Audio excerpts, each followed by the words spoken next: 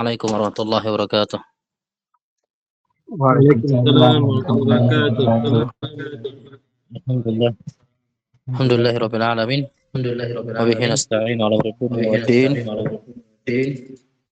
Salatu wassalamu ala asyrafil anbiya'i wal mursalin nabiyina Muhammad wa ala alihi wa sahbihi wa man tabi'ahum bi ihsan ila yaumil wa ba'd. Tabi ikhwani wa akhwati hafizakumullah jami'an. Alhamdulillah kembali kita dimudahkan oleh Allah Subhanahu wa taala untuk melanjutkan dars dan pelajaran kita di malam ini.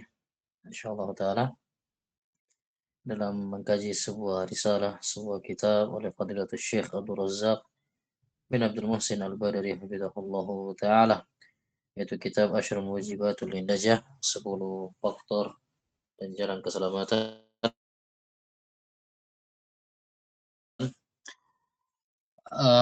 Sampai mana terakhir pembahasan kita? Poin berapa sekarang? Masih poin yang ke-8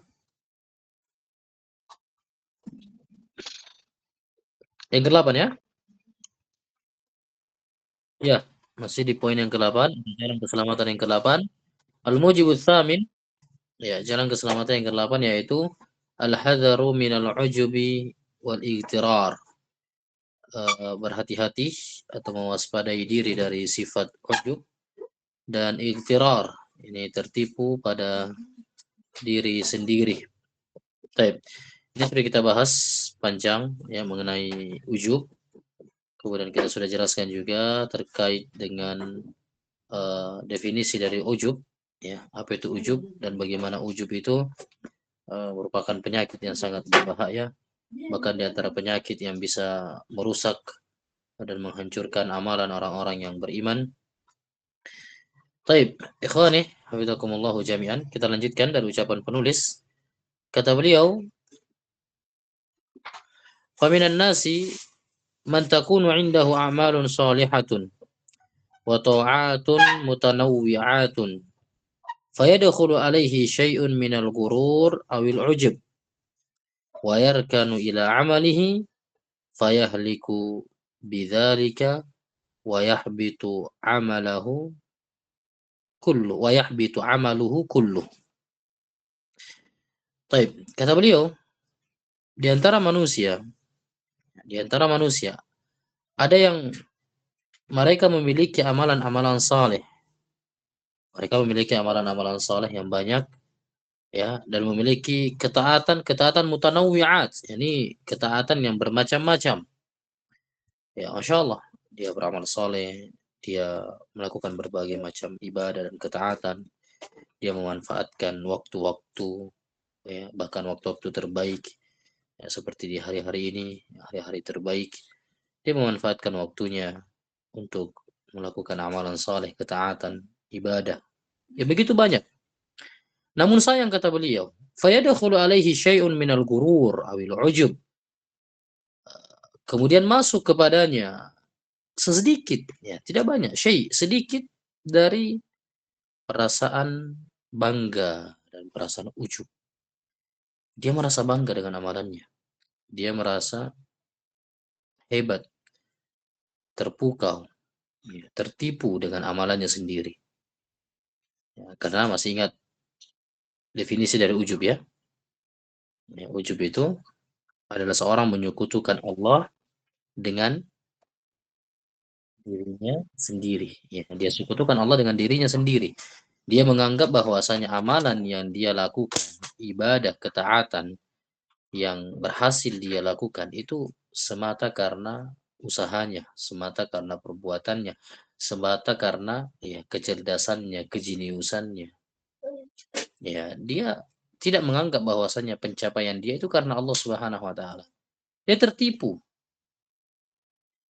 Dia merasa bahwasanya dirinya itu memiliki andil dalam keberhasilan yang dia dapatkan. Wayarkanu ila amalih, dan kata beliau, dia condong kepada amalannya. Ini kan, hati-hati. Jangan di antara kita ada yang pernah merasa condong dengan amalannya, merasa berjasa, merasa bahwa Iya, gara-gara dia, sebab dia. Ini sering terjadi, apalagi dalam ya dunia dakwah. Dalam dunia dakwah banyak orang yang tertipu dengan amalannya, menganggap bahwasanya gara-gara dia ilmu bisa tersebar, gara-gara dia eh, terlaksana acara tabligh akbar contoh, ya terlaksana kegiatan-kegiatan dakwiyah. Dia mengandalkan agama dia mengandalkan amalnya, dia condong dengan amalannya.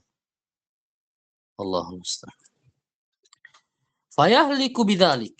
Maka hal itu membuat dia binasa, membuat dia hancur, membuat dia sengsara disebabkan karena perasaan ujubnya. Ya, dia andalkan dirinya. Wa yahbitu amaluhu kulluh. Bahkan terhapus semua amalannya. Ini bahayanya ujub ya. Sebagaimana yang kita jelaskan sebelumnya bahwasanya ujub itu sama dengan riya. Ya, sama-sama apa? Sama-sama menghapuskan amalan. Ya, sama-sama menghapuskan amalan. Sebagaimana riya menghancurkan amalan yang dikerjakan oleh seorang hamba, begitu pula ujub. Ya, ujub juga menghancurkan amalan yang dilakukan oleh seorang hamba. Jadi hati-hati, kan. Jangan kita merasa bahwasanya gara-gara kita, ya, sehingga itu terjadi, sehingga ini berhasil, ya, dakwahnya berhasil, ya, pesantrennya berhasil, gara-gara kita, gara-gara amalan kita, gara-gara kejeniusan, kerja keras, usaha kita, sehingga ya orang-orang bisa kenal dakwah. Tidak, jangan.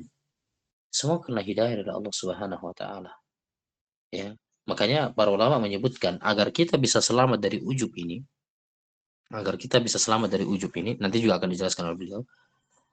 Hendaknya kita berpikir bahwasanya sekalipun kita cerdas, sekalipun kita pintar, kita jenius, kita berhasil mendapatkan atau melakukan sebuah amalan, ya, kita meraih keberhasilan atau memiliki harta yang banyak ataupun kesuksesan, tanamkan dan camkan baik-baik dalam diri kita, semua apa yang kita dapatkan itu segalanya datang dari Allah semata. Ini tips dan cara terbaik agar bisa menghindarkan diri dari ujub, yang merupakan penyakit yang sangat berbahaya, dan penyakit ini itu banyak menimpa orang-orang yang beriman, banyak menimpa orang-orang saleh, banyak menimpa penuntut ilmu, banyak menimpa siapa? Orang-orang yang rajin sedekah. Ya, merasa ujub. Wih, Masya Allah. Saya uangku berapa masuk? Di mana? Nah, di pembebasan lahan. Ya, masa Masya Allah dia berpikir ya, apa toh gitu si fulan ya. Akhirnya ujub bisa menggiring seorang ke mana? Ujub bisa menggiring seorang ke dalam sifat sombong, merendahkan orang lain. Maka ini ikon, camkan baik-baik. Ya, secerdas apapun kita, sepintar apapun kita, sekuat apapun kita, sebanyak apapun harta kita, maka tanamkan bahwa segala yang kita miliki itu datang dari Allah Subhanahu wa taala semata. Ini akan membantu kita dan menyelamatkan kita dari sifat ujub, sehingga pencapaian sebesar apapun dan setinggi apapun selalu kembalikan ini karena Allah, ini karena Allah. Allah yang berikan hidayah, Allah yang berikan petunjuk, Allah yang memberikan ya saya jalan sehingga saya demikian. Ya, Allah yang berikan saya kekuatan sehingga saya bisa berdagang, saya bisa cari uang, saya bisa ke pasar ini, ke pasar itu. Allah yang berikan saya kekuatan, semuanya karena Allah. Kalau bukan karena Allah, saya tidak bisa begini. Tanamkan ini, maka insya Allah kita akan selamat dari sifat ujub. Ya, kita akan selamat dari sifat ujub. Baik, kemudian kita akan lanjut. Kata penulis, hafizahullah ta'ala, wal wajibu alal insani ayya'lama annahu muqassirun wa annahu mahma balagha fi amalihi falan yuaddiya syukra ni'amillahi alaihi kama qala an-nabiy sallallahu alaihi wasallam lan yadkhula ahadan amaluhul jannah. Qalu wala anta ya Rasulullah. Qala la wala ana illa ayyataghammadani Allahu bifadlin wa rahmah. Baik, kemudian kata beliau hafizahullahu taala, maka wajib bagi setiap insan, setiap manusia untuk memahami, ya, untuk meyakini annahu muqassirun, bahwasanya dia itu adalah hamba yang selalu merasa adalah hamba yang selalu kurang dalam menunaikan ubudiyahnya, menunaikan ibadahnya kepada Allah Subhanahu wa taala. Annahu muqassirun, bahwasanya dia adalah, ya, manusia yang selalu penuh dengan kekurangan. Ini wajib, ikhwan. Jadi sehebat apapun kita, ya, bagaimanapun kita beribadah kepada Allah dengan semua yang kita miliki, harus selalu kita tanamkan bahwasanya kita adalah hamba yang kurang. Kita adalah hamba yang kurang. Sebagaimana yang sudah kita jelaskan sebelumnya, di antara hikmah kenapa ketika habis sholat kita itu diperintahkan untuk beristighfar, ya, diperintahkan untuk beristighfar, agar supaya kita sadar bahwasanya ibadah yang kita lakukan sehebat apapun itu penuh dengan kekurangan. Pasti banyak kekurangannya.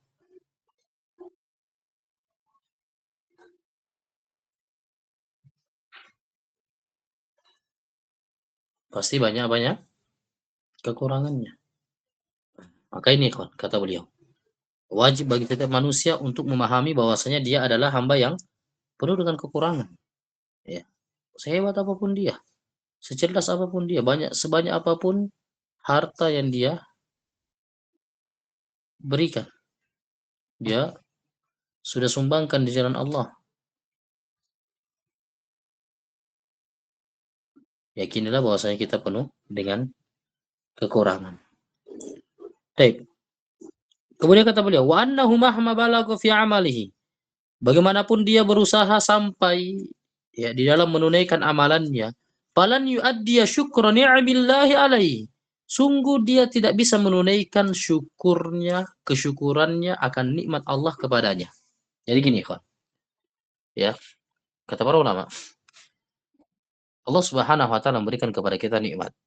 Nikmat yang begitu banyak, yang tidak terbilang, yang tidak terhitung, sampai-sampai Allah berfirman, wa in ta'uddu ni'matallahi la tuhsuha. Kalau kalian berusaha untuk menghitung-hitung, menjumlah nikmat-nikmat Allah, maka kalian tidak akan mungkin mampu untuk menjumlahnya, membilangnya. Perhatikan, Allah berikan kepada kita nikmat begitu banyak. Di ayat yang lainnya Allah mengatakan, wa ma bikum min ni'matin faminallah. Tidak satupun kebaikan dan kenikmatan yang kalian rasakan kecuali itu semuanya datang dari Allah Subhanahu wa taala. Allah berikan kepada kita nikmat yang begitu banyak. Dan nikmat itu punya konsekuensi. Nikmat itu wajib untuk disyukuri.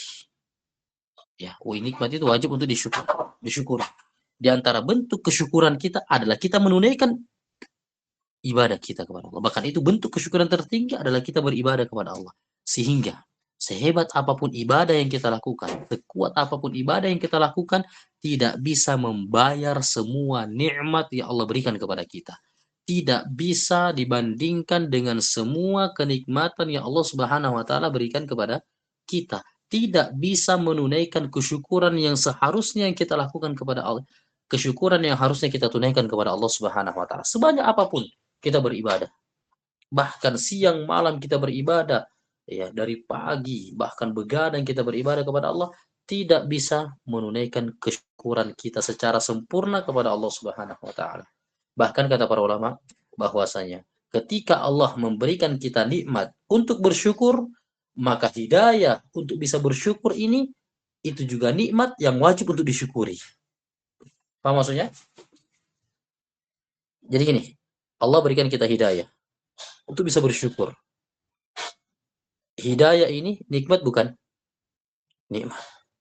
Berarti hidayah untuk bisa bersyukur ini merupakan nikmat yang wajib untuk bersyukur lagi, wajib untuk disyukur sehingga tidak ada habisnya.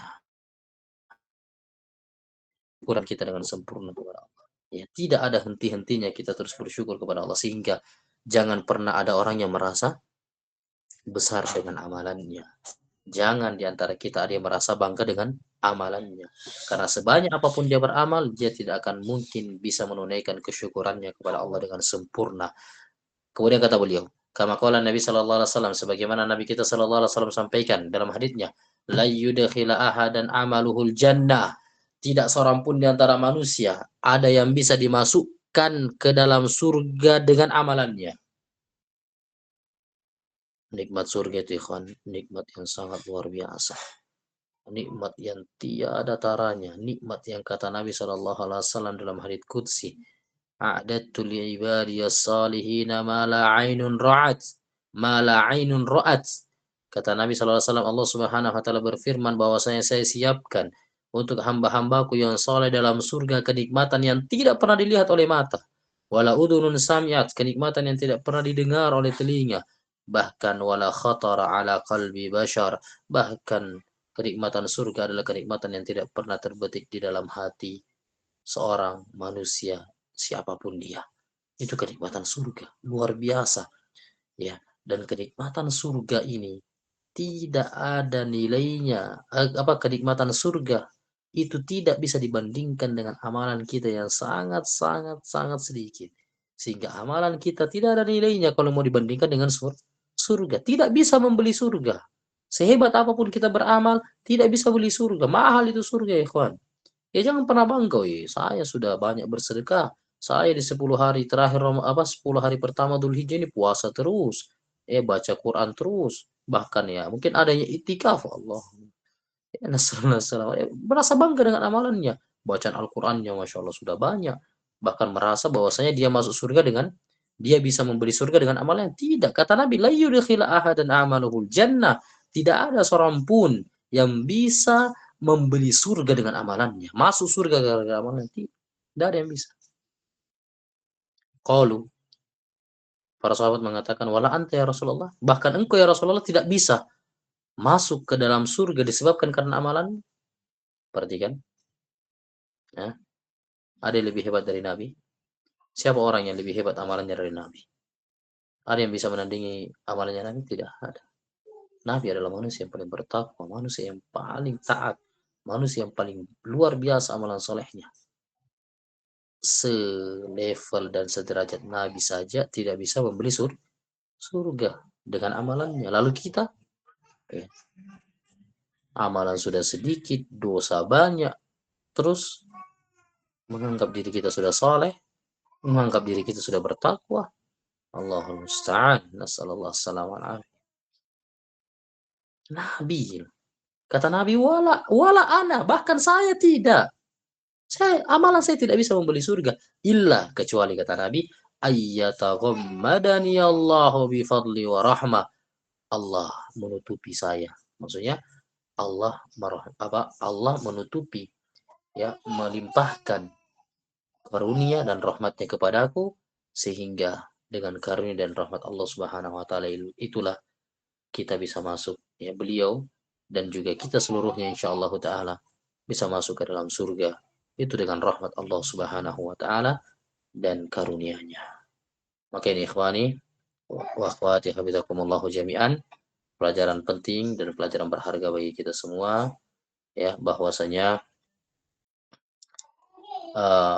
apapun yang kita miliki, ya, secerdas apapun kita, sebanyak apapun harta kita, setakwa apapun keimanan kita, itu selalu kurang, ya, selalu kurang, dan amalan apapun yang kita lakukan tidak bisa menunaikan rasa syukur kita kepada Allah Subhanahu wa taala. Ya, dan juga ingat ikhwan, ya, orang yang merasa dirinya pintar, ketahuilah ada orang yang jauh lebih pintar dari kita. Orang yang memiliki banyak pengalaman, ketahuilah ada orang yang jauh lebih banyak pengalamannya dari kita. Orang yang merasa dirinya cerdas, orang yang merasa punya banyak hafalan Quran, ya, ketahuilah ada orang yang lebih banyak daripada kita. Ya, hanya saja bedanya ya, kita terkadang lupa. Kita terkadang lupa dengan diri kita. Ya, lagi pula eh, apa yang kita miliki dari kecerdasan, harta, pengalaman, kedudukan, dan keberhasilan, ya, itu sejatinya semuanya dari Allah Subhanahu wa taala. Baik. Kemudian kita lanjut. Wa kana dzalikal halu fi khiyari hadhil umma min as-sahabati faman ba'dahum wa min dzalika qaul Abdullah bin Abi Mulaikah rahimahullahu taala wa huwa min ulama'it tabi'in adraktu 30 min ashabin Nabi sallallahu alaihi wasallam kulluhum yakhafuna an-nifaqa ala nafsihi. Kata beliau, dan demikianlah keadaan orang-orang terpilihnya umat ini. Khiyar hadil ummah, ya, orang-orang terbaik dan orang-orang terpilihnya dari umat ini, dari kalangan sahabat dan orang-orang setelah mereka, dari kalangan orang-orang saleh. Oleh karena itu, di antara ucapan Abdullah bin Mulaikah, ya, seorang tabi'in yang dikenal dengan ulamanya tabi'in, Abdullah bin Abi Mulaikah rahimahullah taala. Apa kata Abdullah bin Abi Mulaikah? Adraktu 30 min ashabin Nabi sallallahu alaihi wasallam. Saya menjumpai sekitar 30 dari sahabat Nabi sallallahu alaihi wasallam. Ya, berarti beliau ini apa? Beliau ini adalah ulama tabi'in senior karena dia masih mendapati banyak sahabat Nabi sallallahu alaihi wasallam. Kata Abdullah bin Abi Mulaikah, saya mendapati sekitar 30 dari sahabat Nabi sallallahu alaihi wasallam. Kulluhum, Allahu akbar. Perhatikan. Kulluhum, mereka semua yakhafuna nifaqa ala nafsi. Mereka semua mengkhawatirkan Allah akbar. Saya tanya Pak, ini sahabat, manusia terpilih, manusia terbaik, manusia yang dipilih oleh Allah menjadi muridnya Nabi Sallallahu Alaihi Wasallam. Mereka itu tidak diragukan lagi ibadahnya, tidak diragukan lagi keikhlasannya, tidak diragukan lagi ketakwaannya, keimanannya, bagaimana dia berusaha mencontoh Nabi Sallallahu Alaihi Wasallam. Tapi apa? Mereka khawatir dirinya terjatuh ke dalam kemunafikan. Dosa mereka sedikit, Pak. Ya, tapi mereka khawatir dirinya ini munafik. Allahu akbar. Kita amalan sedikit, belum tentu lagi ikhlas, banyak dosa, menganggap dirinya sudah bisa masuk surga. Betul-betul kita ini zalim. Zalim, betul zalim. Sudah dengan amalan sedikit, ya, lebih banyak dosanya, belum lagi riaknya lebih besar. Terus merasa bangga dengan amalannya, merasa aman dari kemunafikan. Ini para sahabat, kata Abdullah bin Abi Mulaikah 30. Bukan sedikit itu, 30. Mereka semua khawatir dirinya tertimpa sifat kemunafikan. Berarti apa? Mereka tidak bangga, ikhwan. Mereka tidak bangga dengan amalannya. Mereka tidak terpukau. Mereka tidak tertipu.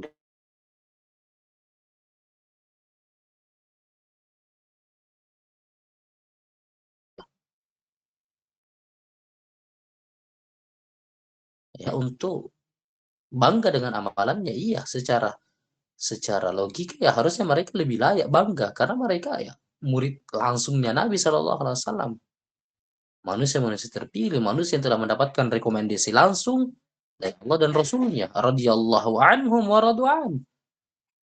Allah ridho kepada mereka dan mereka ridho kepada Allah. Harusnya mereka lebih layak kalau mereka mau bangga, tapi mereka tidak bangga. Justru mereka khawatir dirinya terjatuh ke dalam kemunafikan. Maka ikhwani wa akhwati hafizakumullah jami'an. Ya, barang siapa yang ujub di dalam amalannya, ibadahnya, maka ketahuilah pahalanya akan gugur, tidak ada nilainya. tidak ada nilai dari ibadahnya. Ya. Jadi ibadah itu ikhwan tidak dilihat dari jumlahnya. Ya, tidak dari jumlahnya, tapi dilihat dan dinilai seberapa kita menjaga hati kita. Seberapa kita menjaga kualitas ibadah tersebut dengan menjaga hati-hati kita. Anas bin Malik pernah meriwayatkan dari Nabi Shallallahu Alaihi Wasallam, bahwa Nabi Sallallahu Alaihi Wasallam mengatakan, "Talatun muhlikatun, syuhun muta', wa hawa muttaba', wa ijabul mar'i bi nafsihi." Nabi Sallallahu Alaihi Wasallam pernah bersabda dalam hadits yang diriwayatkan oleh uh, dari sahabat Abdullah Anas bin Malik radhiyallahu taala.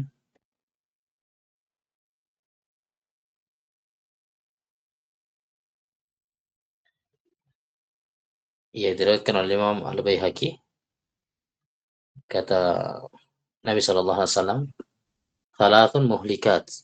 Ada 3 perkara yang membinasakan. Ada 3 hal yang membinasakan, yaitu syuhun muta', ya, sifat pelit yang ditaati. Ya, manusia itu punya tabiat apa ya kan? Suka menahan hartanya, pelit. Kalau orang Bugis bilang seke, atau orang NTT bilang apa? Orang pelit apa?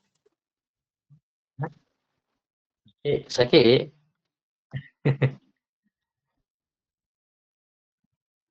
Ya, itulah.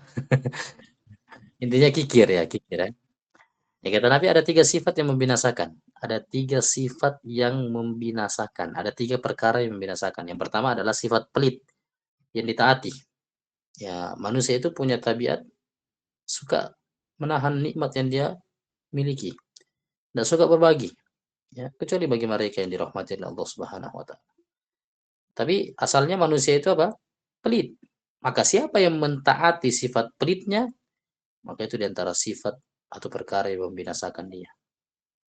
Masya Allah ya. Jadi jangan pelit-pelit ya kan. Di mana ada peluang ya kita bisa menyedekahkan harta kita di sana, maka sedekahkan, keluarkan. Ya, apalagi sedekah ini subhanallah, kata Nabi Shallallahu Alaihi Wasallam, setiap manusia ya, almaru ala dhilli sadaqatihi yaumal qiyamah. Setiap orang akan bernaung di bawah naungan sedekahnya pada hari kiamat. Ya, semakin banyak sedekah kita, maka akan semakin besar naungan yang akan kita dapatkan nanti pada hari kiamat. Kama qala sallallahu alaihi wasallam. Jadi seorang itu akan mendapatkan naungan pada hari kiamat tergantung bagaimana dia bersedekah. Jadi hakikatnya orang yang bersedekah itu bukan rugi, justru itu investasi sebenarnya. Kalau kita bicara masalah investasi, investasi terbaik adalah kita kirim harta kita itu untuk akhirat kita. Bukan untuk kita nikmati di dunia, tapi kita nikmati di mana? Ya, di akhirat kelak. Ya, karena tidak ada ruginya orang yang bersedekah selama dia ikhlas tentunya, tidak ujub, tidak ria dengan sedekahnya. Kata Nabi, ya, manusia itu punya sifat pelit. Kapan dia taati, maka itu hal yang membinasakan dia. Yang kedua, wahawa muttaba', hawa nafsu yang diperturutkan. Subhanallah. Apa yang kedua, Ikhwan? Hawa nafsu yang diperturutkan. Hawa nafsunya mau ini, ikut. Hawa nafsunya mau ini. Tidak pernah dia belajar menahan nafsunya. Ya, tidak pernah dia belajar untuk bagaimana mencegah dan menekan syahwatnya. Sehingga ya wajar ya ketika Nabi Shallallahu Alaihi Wasallam itu disebutkan dalam sebuah hadits,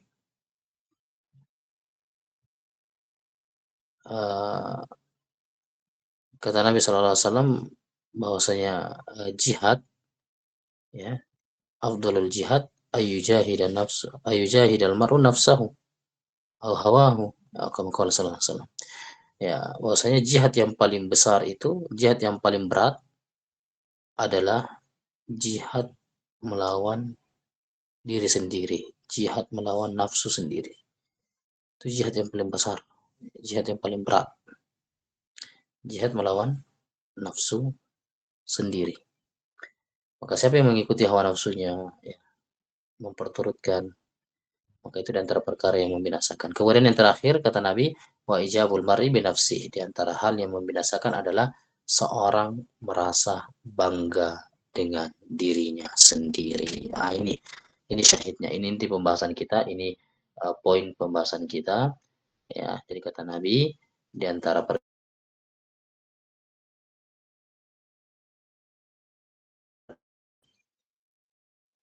paham ya kan?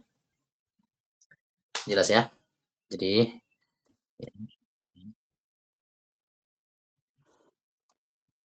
bagaimana? Oh, baik.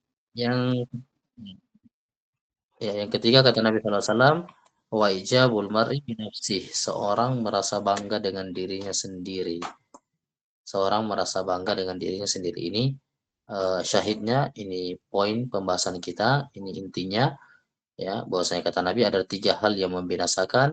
Yang pertama sifat pelit yang ditaati, hawa nafsu yang diperturutkan, dan seorang merasa bangga dengan dirinya sendiri.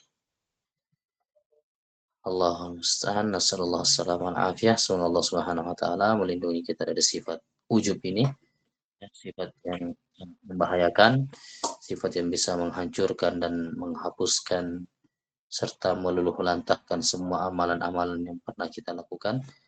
Semoga Allah Subhanahu wa taala menerima setiap ketaatan-ketaatan kita.